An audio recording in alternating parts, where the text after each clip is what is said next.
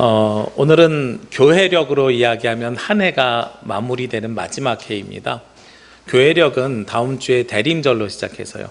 예수님의 탄생이 시작인데 그 이전에 4주 동안 예수님을 기다림으로 시작하고, 그리고 사순절 기간에 예수님의 고난에 동참하고, 그리고 예수님이 하늘로 올라가신 다음에 성령 강림으로 성령께서 동행하시고, 그리고 9월달에 접어들면 하나님께서 창조하신 세상에 감사하며 살아가는 것이 교회력의 절기입니다. 그런 면에서 지난주에 우리가 드렸던 추수감사절은 어쩌면 우리가 신앙적으로는 한 해에 주신 감사를 모두 모아서 드린 예배일 것 같습니다. 매주 추수감사 예배를 드리고 이제 또 매년 돌아오는 성탄절을 지내게 됩니다. 목회자들이 가장 고민하는 것 중에 하나가 매년 돌아오는 성탄절과 부활주일입니다. 예수님 말고 유에 태어나셨고 동방박사들 다 아시잖아요. 다 아는데 그걸 매년 반복해야 되니까 어떻게 해야 이 메시지가 좀 더 힘이 있고 분명하게 들어갈 수 있는가 하는 고민을 하게 돼요. 왜 그러냐면 우리가 매번 반복되는 말씀이기 때문에 그렇죠. 우리가 드리는 이 예배도 매주 주일마다 반복되는 말씀입니다. 우리가 몇 주 전부터 사실은 예배하는 습관에 대해서 말씀하고 있는데, 습관적으로 여기 나오신 여러분들 하나님께서 기뻐하신다고 말씀드렸습니다. 그리고 우리가 이 닦는 것과 같이 주님 앞에 나와서 예배하는 것이 우리가 풍부에 처할 줄도 알고 궁핍에도 처할 줄 아는 만족감을 우리에게 주신다 그랬어요. 왜 그렇습니까? 한국교회가 막 성장해 나갈 때 60년대, 70년대, 80년대에는 무엇으로 성장해 나갔냐면 내가 문제가 있고 어려움이 있습니다. 세상에 폐허가 된 다음에 아무것도 남아있는 것이 없으니까요. 그때는 의술도 발달되지 않아가지고 의사들이 할 수 있는 것은 외과 수술밖에 없었다 그래요. 우리나라가 6.25를 거치면서 외과 수술이 급격하게 성장했는데, 그 외과 수술이라는 게 무슨 암을 잘라내고 이런 수술이 아니라 손에 총 맞았어요. 손 잘라. 다리에 총 맞았어요. 다리 잘라. 그래서 톱 들고 다니면서 자르는 일들을 열심히 했었던 거예요. 그리고 나서 여러 가지들이 발전이 되면서 이제는 그때는 우리 몸 안에 아픈 거를 별로 고칠 수 있는 게 없었어요. 그냥 주사 한 대 항생제 맞으면 끝나는 거였어요. 근데 요즘은 기술이 막 발달돼 가지고 여러 가지를 이렇게 돌보면서 보살필 수 있잖아요. 예전에는 교회 나오는 것이 아파서 병원에 가는 사람들과 같이 갈급함으로 문제 해결을 위해서 가는 거였다면, 요즘은 아파서 병원에 가는 것이 아니라 요즘 교회에 나오는 것은 무슨 일이 생길까 봐 예방주사 맞는 개념으로 예배를 드리는 거예요. 아침에 일어나서 양치질 하는 것과 같이. 그러니까 그런 상황 속에서는 우리가 갈급함이 훨씬 더 떨어지고 예배에 대한 열정이 식어질 수 있는 건 당연한 일입니다. 그럼에도 불구하고 저는 여러분들에게 부탁드리는 것은 그렇게 습관적으로 예배 드리는 거 괜찮다. 그렇게 주님 앞에 나오는 걸 하나님이 기뻐하시고 그렇게 예방되는 것이 얼마나 행복하고 감사한 일인가 하는 거죠. 이런 습관적으로 예배 드리는 것 중에 가장 최고가 무엇이냐면 주일날 하신 듣는 말씀입니다. 우리가 매일 밥 먹는 습관만큼 자주 하는 습관이 있어요. 양치질보다 사실은요, 밥 먹는 거 더 자주 합니다. 그리고 매일 밥 먹는데 그 밥 먹은 거 잘 기억 못 합니다. 오늘 아침에 뭐 먹었는지 기억할 수 있을지 몰라도 열흘 전에 뭐 드셨습니까? 하고 물어보면 기억하시겠어요?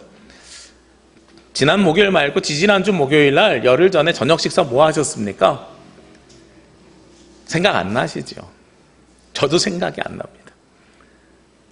그런 것처럼 우리가 밥을 먹은 것을 기억을 못 해요. 먹었는데 뭘 먹었는지를 기억을 못 해요.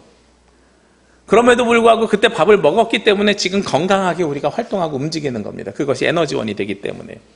매주 주일날 하나님께서 우리에게 주시는 말씀이 그런 개념이에요. 그 말씀은 우리에게 밥인데, 식사인데, 우리에게 그 말씀을 주심을 통해서 무슨 말씀을 드렸는지 기억은 안 나는데, 그런데 그 말씀을 들었기 때문에 지난 한 주간 여러분들이 하나님의 은혜 가운데 잘 사신 겁니다. 우리 어르신들이 항상 신방 가면 그런 말씀하세요. 목사님, 저 주일날 목사님이 말씀 매번 듣는데 돌아서면 잊어버려요. 당연한 거예요. 어제 뭐 먹었는지도 잊어버리는데, 음식이 양식이잖아요. 말씀이 양식이잖아요. 그럼 잊어버리는 게 당연하다는 거죠. 저는 지지난주 목요일 저녁 식사를 기억을 합니다. 왜 기억을 하냐면 저에게 좀 특별한 경험이었어요. 제가 식구들을 위해서 오랜만에 저녁밥을 하는 날이었어요. 그래서 제가 저녁에 국도 하나 끓이고 뭐도 하고 막 저녁밥을 준비를 했어요. 근데 딱 식구들이 저녁에 딱 식탁에 앉자마자 하는 이야기가, 우리 큰아이가 그런 얘기를 해요.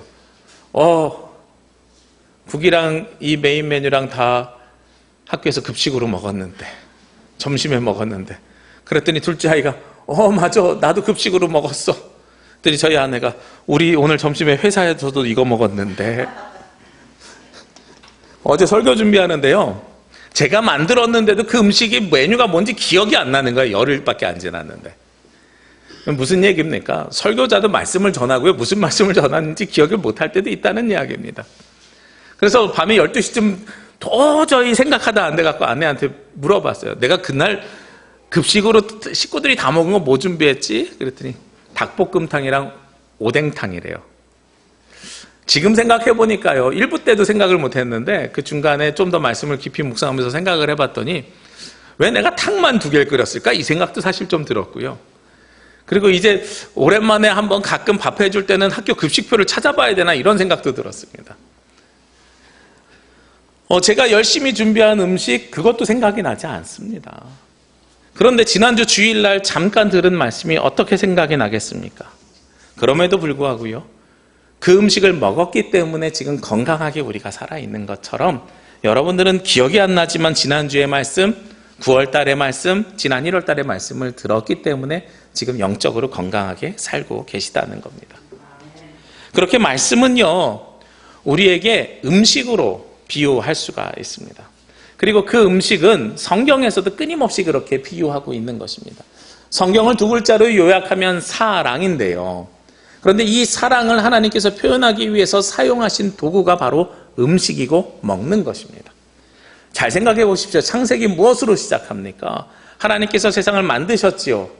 만드신 다음에 사람에게 뭐 먹지 말라 그래요?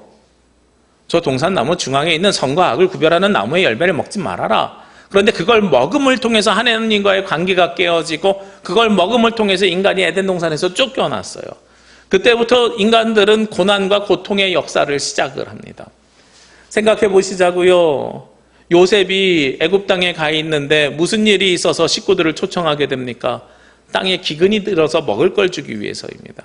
먹을 걸로 다 연결되어 있어요. 예수님도 마찬가지지요. 요한복음 2장에 보면 예수님이 공생애를 시작하면서 가장 먼저 일으키신 기적이 무엇이냐? 가나의 혼인잔치에서 물을 포도주로 바꿔주신 사건입니다. 예수님도 먹는 것으로 그 사역을 시작하셨습니다. 사람들이 예수님을 뭐라고 말씀하십니까? 먹기를 즐기고 마시기를 탐하는 자라 그랬어요. 세리와 창녀들과 음식을 먹는 저 사람이 도대체 정신이 있냐 없냐, 이런 식의 이야기를 했단 말이죠. 요한복음 6장에 보면 오병이어의 기적이 나옵니다. 예수님은 많은 사람들을 먹여서 살리셨습니다. 예수님이 십자가에 달려 죽기 전에 가장 마지막으로 하셨던 일이 무엇이었습니까? 제자들에게 떡을 떼어서 음식을 나눠주며 함께 먹는 일이었습니다.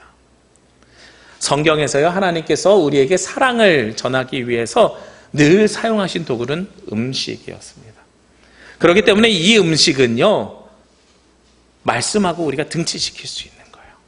그래서 주일날 우리가 드리는 예배 가운데에 지금 여러분들이 듣는 이 말씀은 어쩌면 우리가 매주 먹는 음식과 똑같다, 이렇게 생각하시면 됩니다.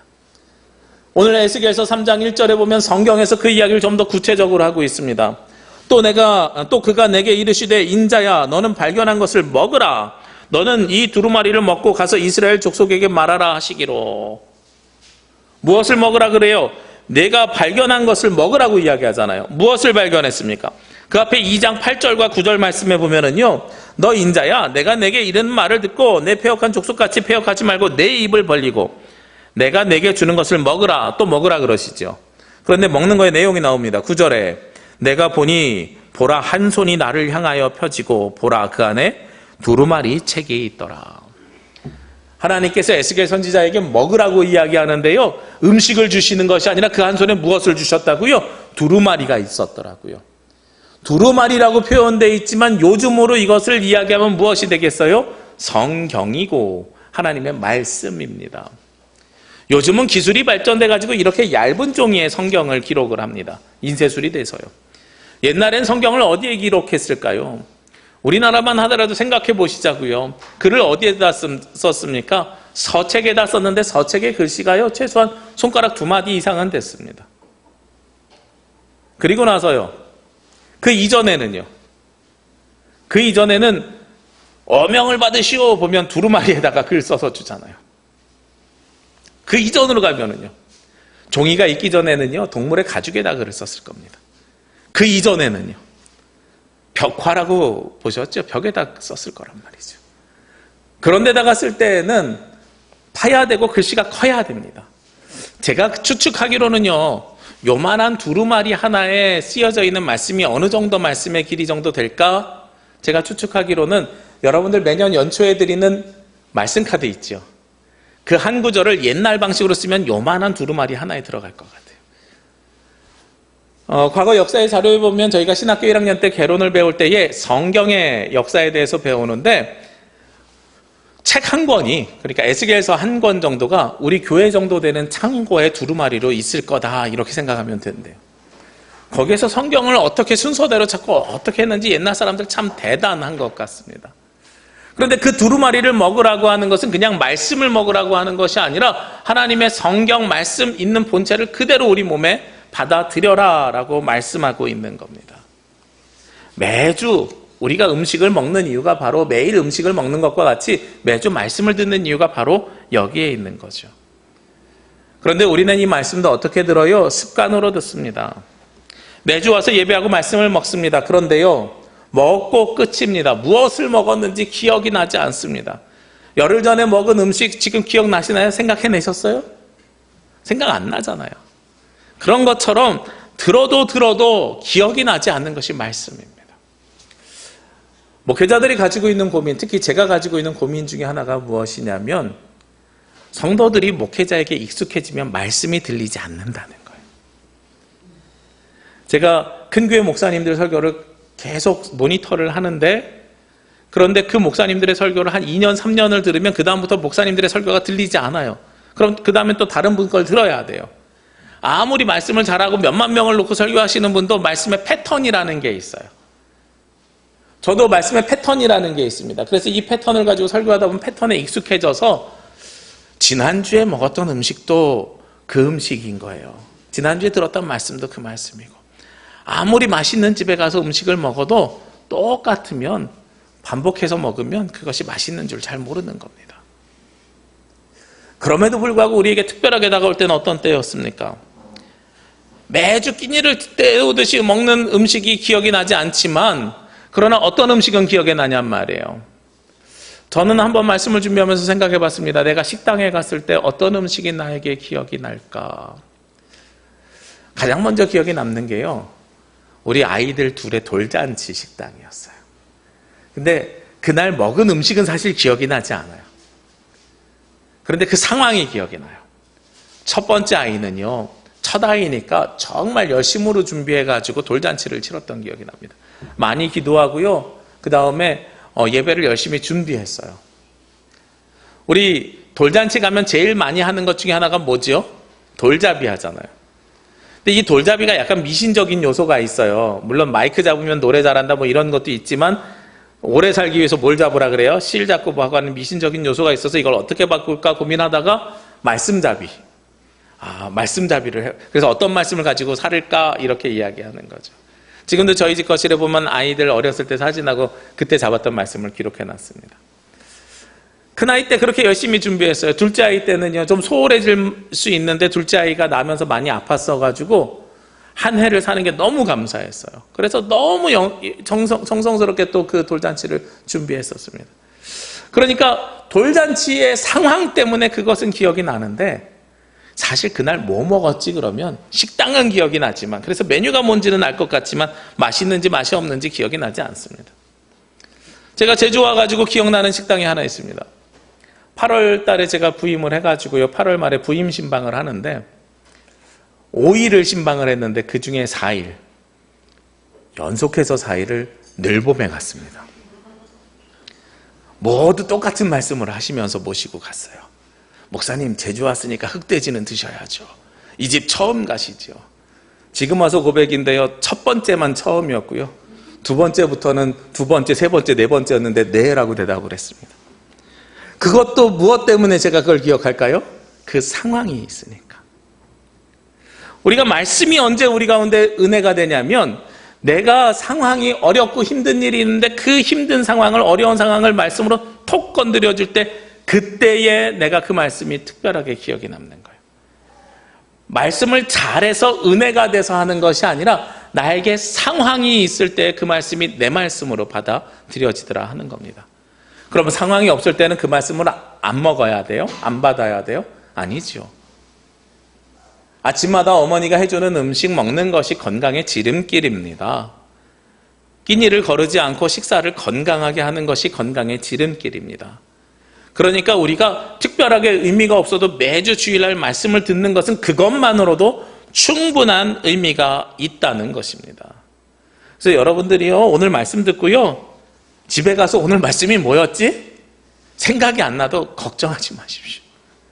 그것이 당연한 것이고 그것이 우리의 삶을 영적으로 건강하게 만들어 가는 겁니다. 저는 지난 주간에 먹은 식사 중에 하나 기억나는 것이 있습니다. 남원에서 목사님들이 모였어요. 회의가 있어가지고 모였는데 점심 식사를 하러 가는데 표선으로 가시더라고요. 갔는데 광어 회덮밥이 9,000원이에요. 근데 광어가 정말 맛있고 많이 들어가 있어요. 그리고 짜장면에 탕수육 시키듯이 광어 한 사라를 시키는데 15,000원인데 되게 양이 많아요. 그래서 이 집은 어떻게 이렇게 싸? 봤더니 1층이 양식장이고요. 자기네 양식장에서 키운 광어를 직접 2층에서 식당으로 파는 거예요. 오, 괜찮겠다. 다음에 여기 꼭 오자. 이러고서 왔거든요. 그러면서 생각해 봤어요. 저 집이 괜찮다고 한 일주일 동안 7번 가서 밥 먹으면 그 집 음식이 맛있어질까? 특별해질까? 그러지 않지요. 상황뿐만 아니라 우리에게 색다른 경험이 주어질 때도 말씀은 새롭게 들립니다. 그래서 담임 목사의 말씀만 듣는 것도 더 좋은데 가끔 사실은 강사 목사님이 오면 강사 목사님이 돋보이는 이유가 그런 데 있어요. 아, 다른 스타일로 색다른 음식을 먹으니까 아, 그렇구나. 목사님이 은혜롭게. 근데 저는 그 경험이 굉장히 중요하다고 생각해요. 저에게 익숙해진 여러분들에게는 다른 말씀을 듣는 것도 너무 소중한 일이다라는 생각이 듭니다. 그 음식이라는 것이 그런 건데, 그런데 그 음식이 내가 먹는 거에서만 이야기를 하면 우리는 음식을 소비하는 소비자에 머물러져 있습니다.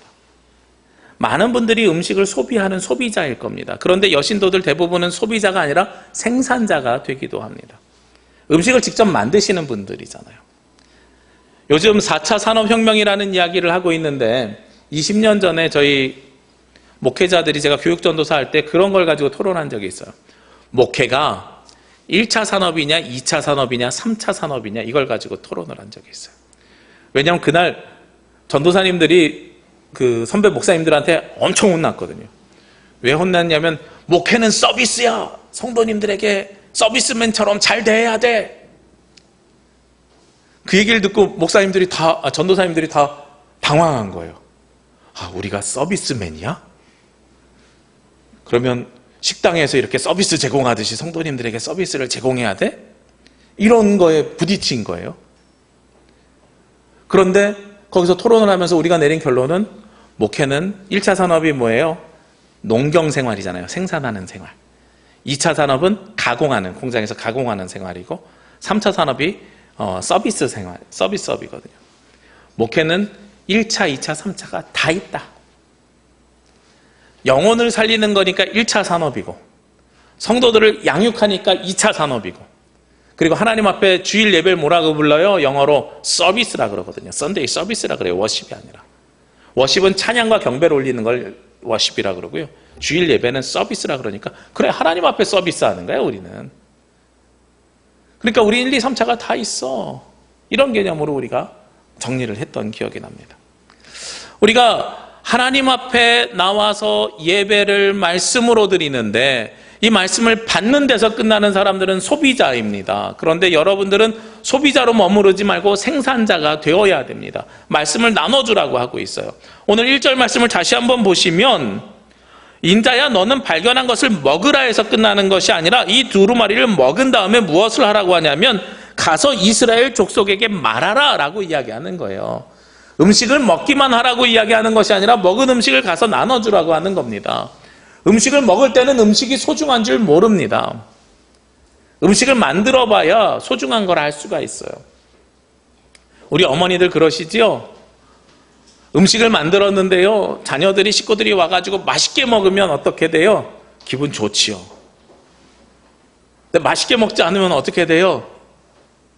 막 속에서 화가 나죠. 제가 저희 아이들에게 가끔 하는 이야기가 있습니다. 아이들이 어느 날은 라면 끓여달라 그래요. 그래, 그러면 라면 끓여줄게 그랬는데 둘이서 먹는 라면의 종류가 달라요. 하나는 짜장라면, 하나는 무슨 라면, 국물 있는 거. 그럼 제가 뭐라고 대답하냐면 식당 가서 시켜 먹어, 주는 대로 먹어, 이렇게 이야기하거든요. 식탁의 의미는 사실은 한 가정에 같은 음식을 먹는 데 있는 겁니다. 식당에서 내가 먹고 싶은 걸 사서 먹는 것은 소비자예요. 여러분들이 만약에 말씀의 소비자면 인터넷에서 쭉 떠 있는 설교 말씀을 내가 좋아하는 말씀 골라서 들으시면 됩니다. 그런데 여러분들이 소비자가 아니라요, 하나님께서 주시는 대로 말씀을 받으셔야 되는 성도들입니다. 왜 그러느냐? 말씀의 주권이 누구에게 있기 때문에요? 하나님께 있기 때문에요. 그 말씀의 주권이 누구에게 있는지는 2절과 3절 말씀에 더욱더 잘 드러나 있습니다. 내가 입을 벌리니 그가 그 두루마리를 내게 먹이시며, 나는 뭘 해요? 입을 벌려요. 먹이시는 분은 누구세요? 하나님이세요. 그러니까 말씀을 주시는 대로 받는 거예요. 내가 선택하고 고르는 것이 아니라 주시는 대로 받는 겁니다. 엄마가 차려준 대로 음식을 먹는 것과 똑같은 거죠.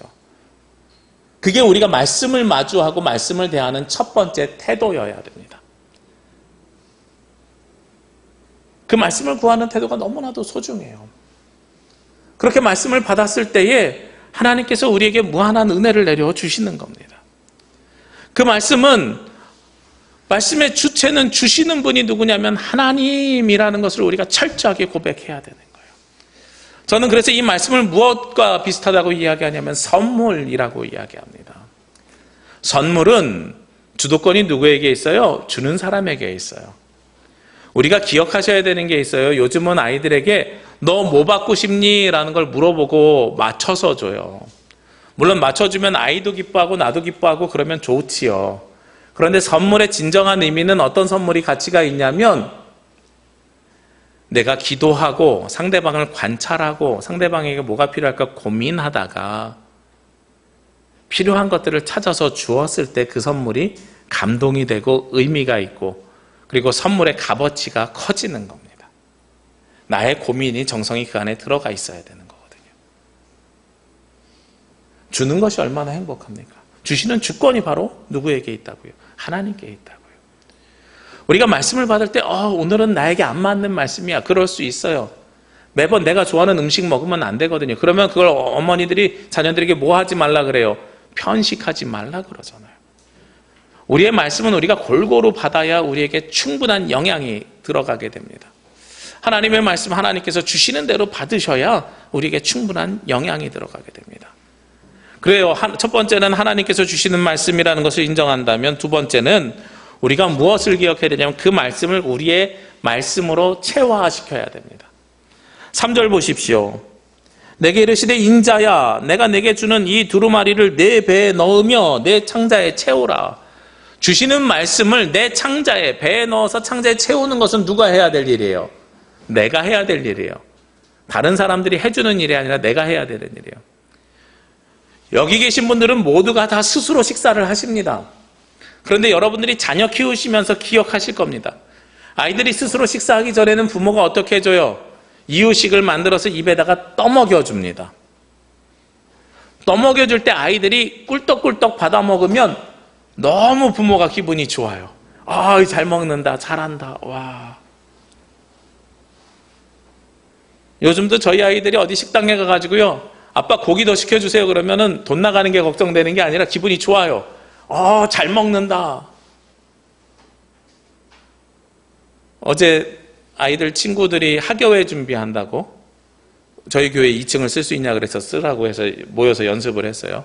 남자아이들 6명, 6학년 아이들 6명이 왔길래 점심을 그러면 너네 좋아하는 거 치킨을 시켜줄게 하고선, 제 생각에는 저희 식구 4명이 보통 2마리 시켜서 먹으니까 너네 3마리만 되겠다 해서 시켜줬거든요. 좀 이따 전화 왔어요. 아빠 모자라요. 근데 그래도 기분이 좋아요. 잘 먹으면 기분이 좋아요. 그런데 엄마가 열심히 이유식을 만들었는데 아이 입에다 떠먹여줬는데 아이 입모양이 삐쭉삐쭉 나요. 삐쭉삐쭉 나오다가 이 옆에서 뭐가 흘러요. 그럼 엄마 어떻게 해요? 이놈 새끼는 그렇게 맛있게 만들어줬는데도 먹지도 않고. 그거를 받아서 삼켜서 내 창자에 집어넣는 역할은 누가 해야 되는 거예요? 내가 해야 되는 거예요. 말씀을 주시는 말씀해 줄 거는 하나님께 있지만 그 말씀을 받아서 체화시키는 건 여러분들의 몫입니다. 그리고 그 먹은 것을 기억하지 못하셔도 됩니다. 여러분들은 어떻게만 하시면 돼요? 먹기만 하시면 됩니다. 먹기만 하시면 돼요. 그것이 우리가 해야 되는 일입니다. 제가 좋아하는 말 중에 오늘 말씀의 제목이 이 밥 먹고 밥이 되어라는 말이 있습니다. 이 밥 먹고 밥이 되어라는 말은 최일도 목사님이 쓴 책의 제목입니다. 최일도 목사님은 청량리 588번지, 지금은 없어졌습니다만 그 588번지는 성매매가 가장 크게 이루어졌던 동네입니다. 그곳에서 노숙자들에게 밥을 나눠줬던 목사님이 바로 최일도 목사님이세요. 그 목사님 책 다 읽고 나서 제가 신학교 입학하던 해 너무 은혜를 받아가지고 코펠 버너 하나 놓고 누가 밥 못 먹어서 굶어 있길래 라면 끓여주다가 시작해가지고 뭐 벌어진 일들이에요. 근데 어느 날 보니까 그 노숙자가 아프더래요. 아파서 병원에 데리고 가야 되는데 병원비를 낼 수 없다고 받는 병원이 없는 거예요. 그래서 찾다가 수소문해가지고 찾아낸 데가 무료 병원이 있는데 가톨릭에서 운영하는 병원이었다는 거예요. 그래서 그 병원에 환자를 맡기고 오고 그 다음부터는 어디로 가겠어요? 수소문하지 않고 자연스럽게 그쪽으로 갔겠죠. 몇십 명을 그 병원에다가 데려서 치료를 하고 돌아오는데 어느 날 뒤통수에 한 수녀님이 그런 말씀을 하시더래요. 아니 가톨릭보다 한국교회가 훨씬 더 많은데 왜 목사님은 한국교회에 있는 병원에다가 맡기지 않고 한국교회는 무료 병원이 없어서 거기다 못 맡기고 가톨릭 병원으로 자꾸 데리고 오십니까? 목사님이 그때 충격을 받으셨어요. 충격을 받으신 다음에 기도 가운데 그 이야기를 몇 명에게 했대요. 그랬더니 그 588의 직업 여성들, 몸을 파는 여성들이 47만 5천 원을 가지고 와서 그들을 위해서 써달라는 거예요. 병원비로. 그리고 나서 목사님이 기도 가운데 받은 응답이 그러면 천사병원을 만들어야 되겠다. 천사병원. 100만 원씩 기부하는 사람 1,004명이면 이게 93년도에 있었던 일인데 그때 10억 정도의 기금을 모으면 병원을 만들 수 있으리라. 근데 놀라운 일이 생겼어요. 어떤 일이 생겼냐면 8년 동안 6천사가 된 거예요. 60억 가까운 돈이 모여서 지금도 그 병원은 운영되고 있습니다. 잘 보십시오. 한 가지 일이 시작이 됩니다. 노숙자들에게 밥 먹이는 일이 시작되는데 그 밥 먹이는 일을 시작한 이유가 무엇입니까? 내가 하나님의 말씀을 먹었기 때문에 그 말씀대로 살아가는 일로 사람들을 밥 먹이는 일을 했습니다. 이 밥 먹고 밥이 되어라는 이야기는 그런 겁니다. 앞에 있는 밥은 하나님의 생명의 양식, 생명의 말씀을 먹는 거예요.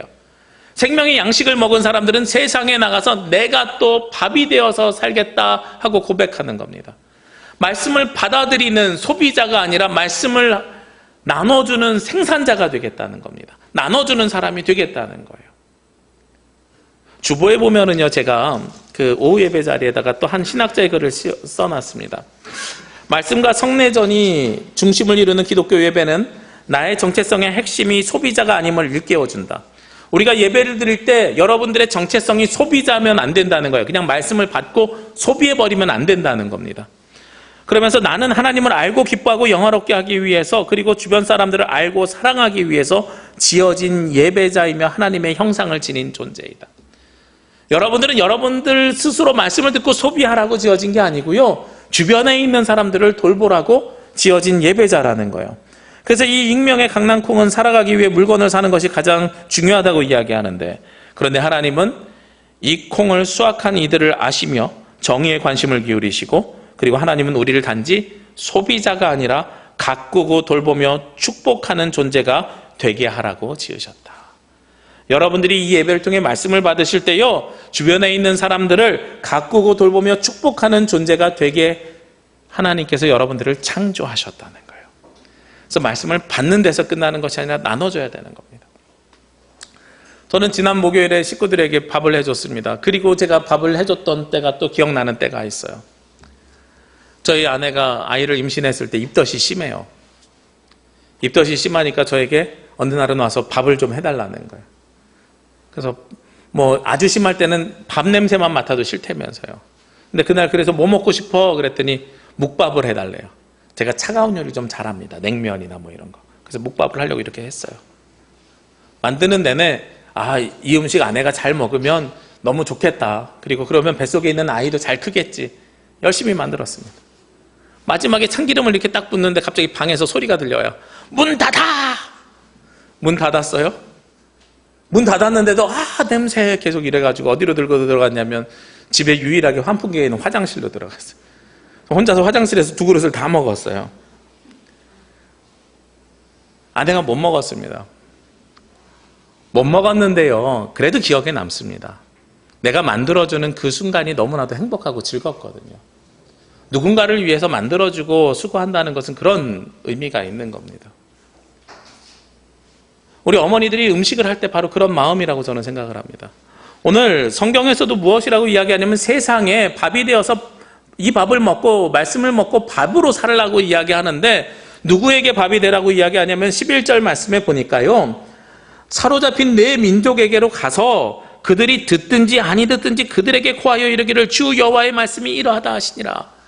그들이 말씀을 받든지 받지 않든지 듣든지 듣지 않든지 그게 중요한 게 아니에요. 우리가 말씀을 나눠주는 일을 하라는 거예요.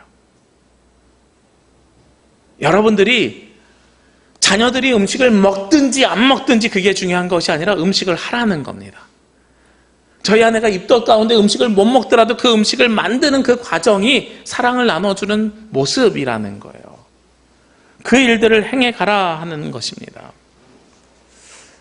저는 가끔 제 머릿속에 생각나는 반찬이 있습니다. 추억의 반찬이요.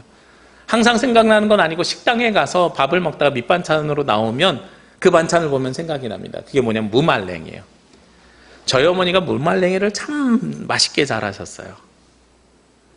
그래서 제 기억으로는 1년 365일 중에 한 150일은 무말랭이가 밑반찬으로 집에 깔린 것 같아요. 어머니는 제가 잘 먹는다고 그 반찬을 계속 하셨던 것 같아요. 그리고 나서 20살이 넘어서 집에서 밥을 잘 안 먹으니까 그 음식 기억이 안 났거든요. 모르고 살았습니다. 전혀 기억도 하지 못하고 모르고 살았는데 요즘 가끔 식당에 갔을 때 그 반찬이 나오면 20년 전에 30년 전에 먹었던 어머니의 그 손맛이 기억이 납니다. 말씀이라는 건 그런 겁니다. 여러분들이 당장 지난주에 뭐 먹었는지 기억 안 나는 것처럼 지난주에 들은 말씀이 기억이 안 날 수도 있습니다. 근데 이 말씀이 20년 뒤에 30년 뒤에 어떤 상황에 여러분들이 맞닥뜨리게 되면 이 말씀이 딱 떠오르면서 그때 주셨던 말씀, 내가 참 좋아하는 말씀이지 하고 기억에 남을 수 있다는 거예요. 그래서 우리가 이 말씀을 받아야 되고 그래서 우리가 이 말씀을 나눠야 됩니다. 내가 누군가에게 나눴던 말씀은 기억이 납니다. 내가 특별한 상황 속에서 접했던 것과 내가 누군가를 위해서 수고하고 헌신했던 것들은 기억에 남을 수밖에 없어요. 하나님께서 주시는 말씀을 여러분들이 체화시킨다는 것은 바로 그런 것입니다. 지난주에 광명의 집하고 배단이 집에 과일을 보내드렸습니다. 다른 해보다 절반밖에 안 되는 부족한 양인데요. 받으시는 분들은 그게 크셨나 봐요. 전화를 양쪽에 원장 되시는 목사님들이 주셨어요.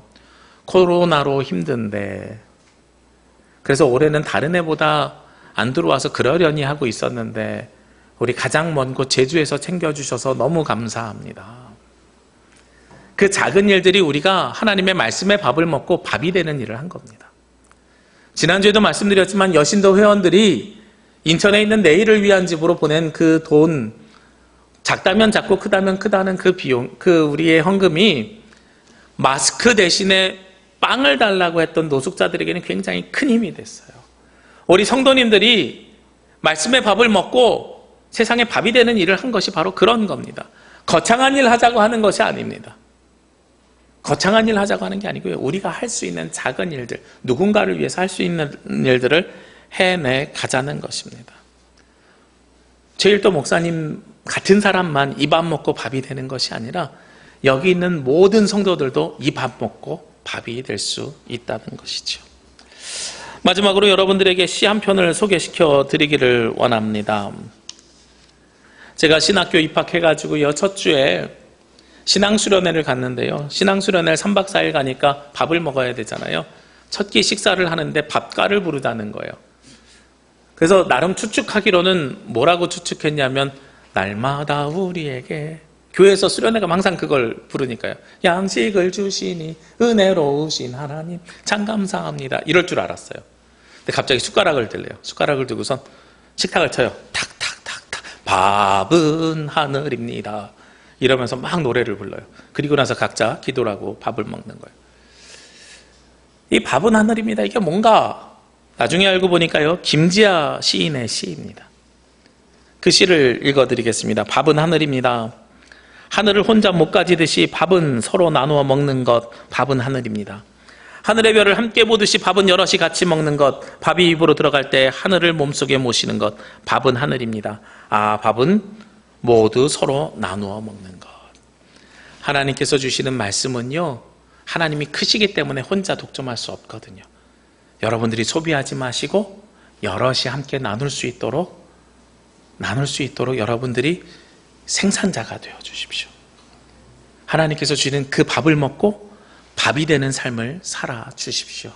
그것이 바로 그리스도인들의 모습이고, 우리가 그 말씀을 기억하지 못하더라도 하나님의 뜻대로 살아가는 방법입니다. 이번 한 주간도 이 밥 먹고 밥이 되는 일주일이 되시기를 주의 이름으로 기도합니다. 기도드리겠습니다. 거룩하시고 은혜로우신 아버지 하나님, 이 시간 주님 앞에 나와 예배할 수 있도록 인도하시고 주님의 말씀을 받을 수 있도록 인도하시니 감사합니다. 주께서 주시는 이 말씀이 우리의 생명의 양식이 되게 하여 주옵소서. 저희들 그 양식을 받아 세상에서 밥을 나누어 주는 사람들이 되기를 원합니다. 그리스도의 생명을 듣든지 못 듣든지 모두에게 전하는 주님의 자녀들이 되게 하여 주시옵소서. 이 모든 말씀 예수님의 이름으로 기도합니다. 아멘.